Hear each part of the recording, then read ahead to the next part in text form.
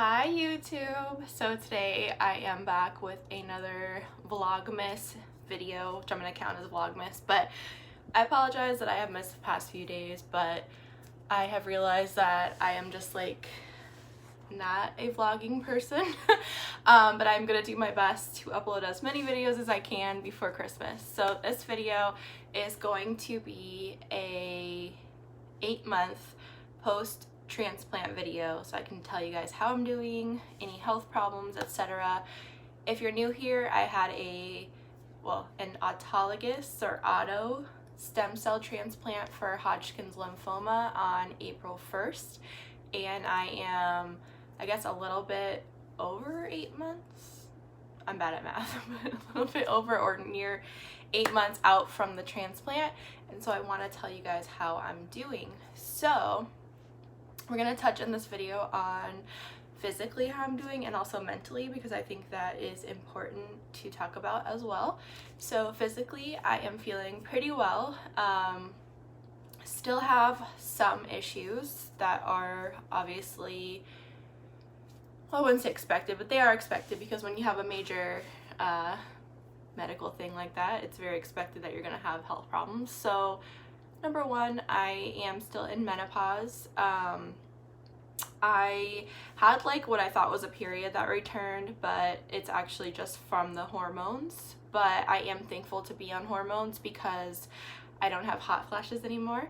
But I am definitely in menopause, which means I no longer am able to have any more children. I'm grateful that I do have my daughter, and I have come to terms with the loss of the fertility at this point, but it is something I want to mention in this video because I want to keep it real and tell people, if they are headed into a stem cell transplant, what is most likely going to happen.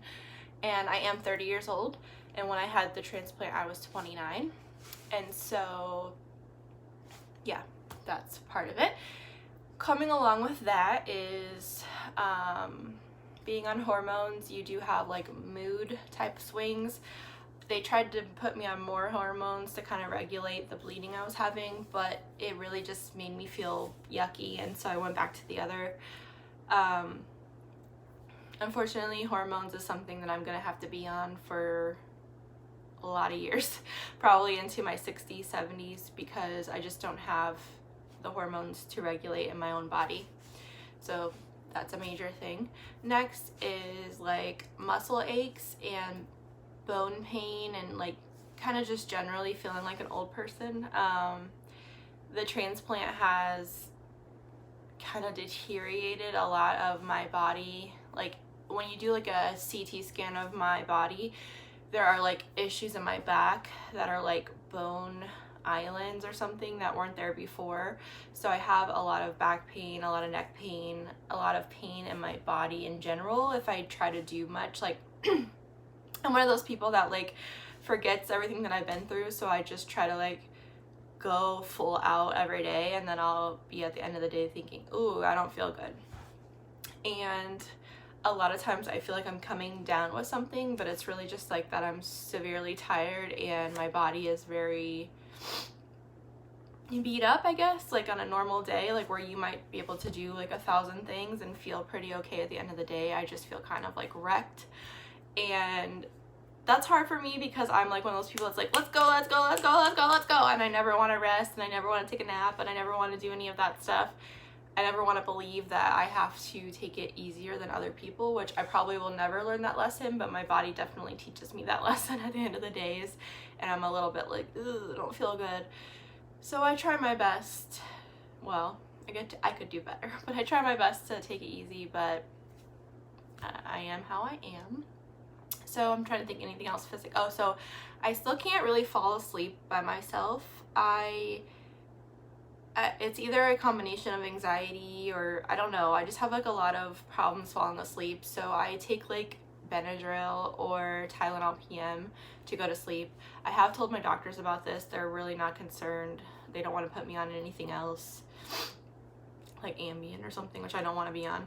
So I just take that to go to sleep, because if I don't take that, like, it's like my brain and my mind never settles down to go to sleep, and I don't know, it's really, I wish I could just fall asleep like a normal person, because I feel like once I can get to that point, it's a big like healing curve, because after my first chemo, I had a period of time not being able to fall asleep, and it kind of went away, but now I just can't fall asleep if I don't take anything. So I guess if it's the worst thing, then that's fine, but I just wanted to mention it in this video.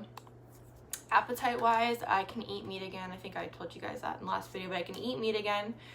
I take I guess we'll get into like the mental health part of it, but I take Ritalin now, a very low dose, to help with my memory and my concentration, and what else? That doesn't sound good, I can't remember. Oh, and my energy levels, because I really couldn't remember like a lot of things, like short-term memory wise, and it was getting really bad. Like I could look at a piece of paper and I could, no, what was it? Like I was looking at like my phone one day and there was two pictures. I don't know if I already told this story, I'm sorry if I did. Okay, there's two pictures. I needed to click on the one on the top, not the one on the bottom, and I kept going back and I clicked the one on the top. No, I need to click, oh my god, this is so bad, but I'm telling you the Ritalin is working, but this part is not a good example of it. But anyways, I just could not remember between two things which one to click, and I clicked the wrong one like 25 times, and I could not concentrate, and I just wasn't myself. Like I'm a very sharp person normally before I had a million drugs pumped into me, and so not being able to concentrate and not knowing what words I wanted to say and just feeling like crap wasn't me, and it was frustrating. And I still have, like, as you can tell in this video, chemo brain, but the amount that Ritalin has helped me is amazing, and it has affected my appetite. Like what will happen to me is, like, I take it in the morning, it's a lowest dose, like extended release one, and I won't be hungry for the whole time it's like active in my body. I'll eat breakfast, but then I'll probably eat lunch more around 3 o'clock, and so I do most of my eating at nighttime, and so I know that's not great, but that's just kind of the effect of that medicine. But if you're having chemo brain symptoms, then you should ask your doctor about Ritalin. I go to a psychiatrist because I have a depression medication and an anxiety medication that I take, and this, because I need them all. But I would say go to a psychiatrist because they're trained in medication and treating you with medication. You need therapy as well, which I've gone through therapy. You need therapy and the other sometimes, and so you kind of need to go to the person who knows best. Your average doctor or oncologist probably isn't going to recognize what's going on and prescribe you these types of things. So I would look into that if that's something you're struggling with. So like I mentioned, I basically had PTSD after my transplant. I think I've talked about this, but I had PTSD, and because medical PTSD isn't studied very widely, it was a little bit difficult to kind of get help for it. But my psychiatrist is really nice and understands, like, okay, although it wasn't like studied that it does exist. And so I'm on a lower dose of a depression medication and a lower dose of an anxiety medication. I've always had anxiety my whole life. I just never realized like how bad it was until all these other bad problems started happening in my life. And so I got help for them all, and there is no shame in getting help for these things. I just want to make sure you know that, especially after a transplant, you're probably going to have PTSD. Most people I've spoken to do have it, and it doesn't just go away. You have to address it. So that's important. So I am feeling pretty much good. Another thing is I quit my job, which I told you guys about on here, and getting rid of that stress and that negativity, because that job had a lot of negative things that happened to me. I met some of my best friends there who are still my friends and people I love, and I appreciate, like I said, the time I had there in certain aspects, but in certain aspects it was toxic and it wasn't me. I'm a very creative person, and it was stifling, and there was too many office politics. And I told you guys they tried to fire me when I relapsed, and so like that was always like, it was like this weight and this cloud on top of me all the time, thinking about going back to that place.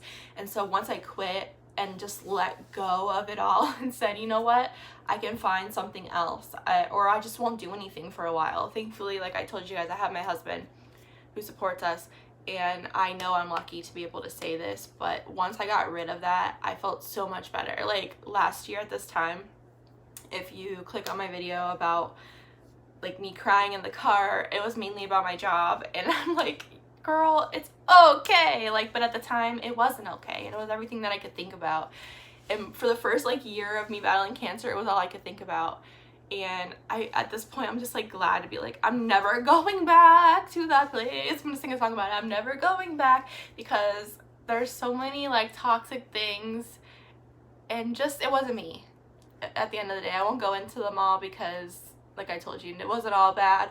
I met some of my best friends, but bye. That's all I can say. So I'm just trying to tell you guys, if there's things that are holding you back in your life and you can change them sooner. Don't wait for something like this to happen to you, because there's a reason you're feeling like this, okay? There's a reason. And once you start making these moves in your life, you'll be so surprised at what opportunities will come to you that were being blocked by yourself and by your circumstances. So that's what I'll say about that.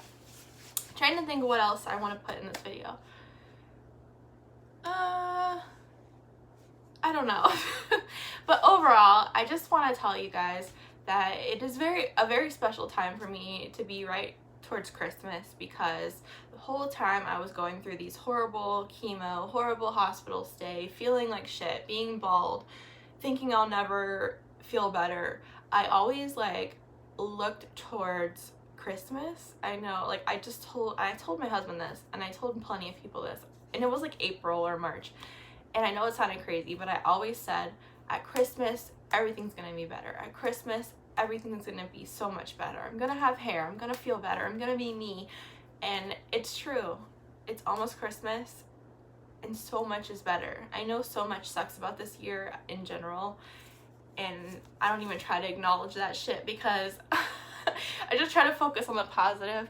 But if you're going through a hard time, just visualize somewhere down the road, Easter, Valentine's Day, your birthday, next Halloween, I don't know. Visualize it and focus on it, and before you know it, you will be there, because right now it's almost Christmas. And look at all this hair, look at this face, look at where I am. I'm so much better than I was, and it's because I persevered. I got help when I needed to. I talk about things, I don't hold it in. I made changes that I drastically needed to, even when they were really hard.